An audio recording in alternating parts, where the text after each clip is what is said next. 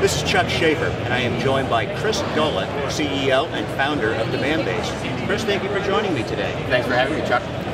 Chris, you have an interesting marketing technology that seeks to help B2B companies identify, reach out to, and convert customers online. Can you describe your application in a little bit more detail?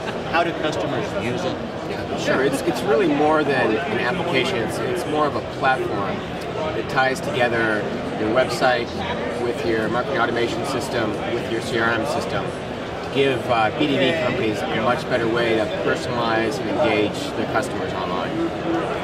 And is there an overarching business opportunity that your application, your platform solves, or maybe a business problem that it fixes? Yeah, you know, the vision of the company has been all about fixing marketing, not measuring it, not automating it, but fundamentally changing the way it's done online. Just given the sheer opportunity that there is in the number of visitors that go unconverted or untouched. And for companies that implement your platform, what are the typical benefits that they're achieving? It's pretty clear. Number one, on the website, they get a lot more engagement with their key audiences. Two, conversion rates will double or triple within the first month. And then we just announced on Tuesday the connection to CRM, so you can finally connect your customer's web activity to your CRM system. Very good.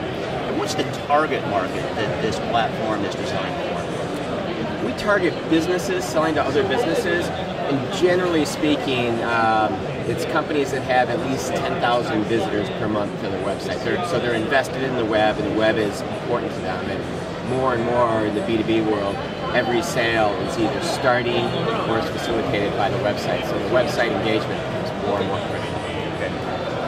Beyond B2B, mid-market up to enterprise, is there an ideal customer profile that's going to get the maximum value and payback for this type of investment? Sure, anybody that's, number one, invested in the web, so exposed, right? But also if you're using marketing automation like Marketo or Eloqua or Unica, or you've invested in web analytics, Demandbase can plug into those systems and make it much more effective for your whole online marketing. Very good. And speaking of CRM and some of the marketing automation technologies, you have partnerships with many of these players.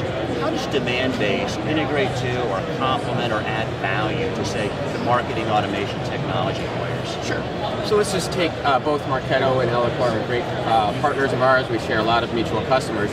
So our customers use our technology, they plug it into an Eloqua or Marketo landing page, so that in real time, when somebody comes to that page, we know 48 fields of information about that business, so that on that landing page, you only need to ask 3 questions, not 10. And by asking fewer questions, you'll double or triple conversion rates. The added benefit of that, of course, is the information that we add behind the scenes is much more accurate than what somebody will self-enter. You've got a relatively unique technology. Where do you think we are in terms of this type of technology crossing a chasm to mainstream adoption? It's an interesting observation, and in the world of consumer internet, most marketing technologies are based on cookies. In the B2B world, only 20% of your audience is cookie. So fundamentally, they don't work as well as they need to. Demandbase has introduced a technology that maps IP addresses, which goes with every visitor. We're able to identify that to a business. And so we're looking at audiences on a much broader scale. And if you look at CRM systems, they're all based on accounts. But a lot of the marketing technologies are based on individuals or cookies, and the two don't link up very well together.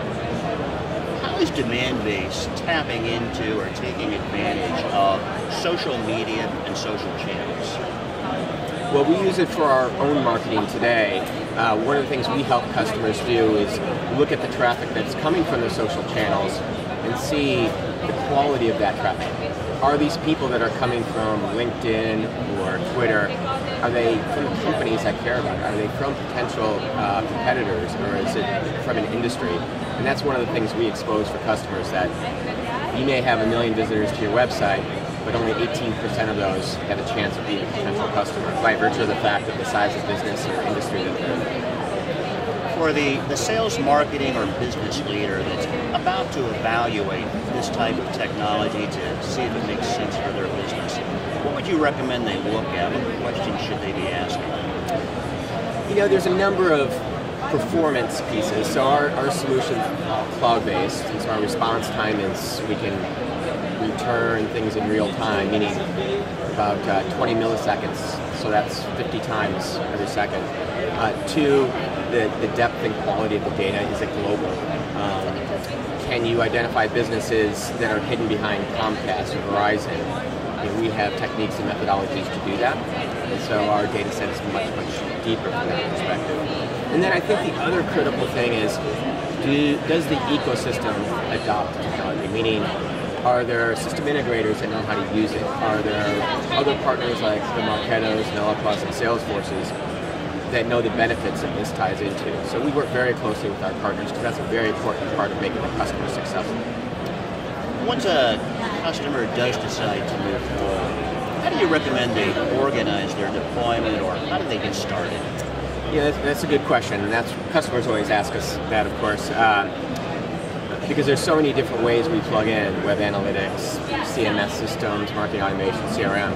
Where we usually start with the customer, it's the least sexy application, but it's tying into the online form. You know, eliminate those fields, and you'll double or triple conversion rates, and pay for Demandbase for the next 30 years. It's pretty clear. And then people then move up to analytics. They'll add our data to Google Analytics or Adobe Site Catalyst, so they have much better visibility in the quality of the traffic. And then they kind of move up to the next level of personalizing their website, so that when a large company comes, they talk about their products and services for large businesses versus consumers versus SMBs. It's nothing new to the consumer internet world. It just hasn't been possible in the B2B world before. You know, from your use case examples there, it doesn't sound overly complex, but the deployment of all technologies incur risk. What are the typical or most common types of risks when deploying this technology, and how do you recommend those risks are mitigated?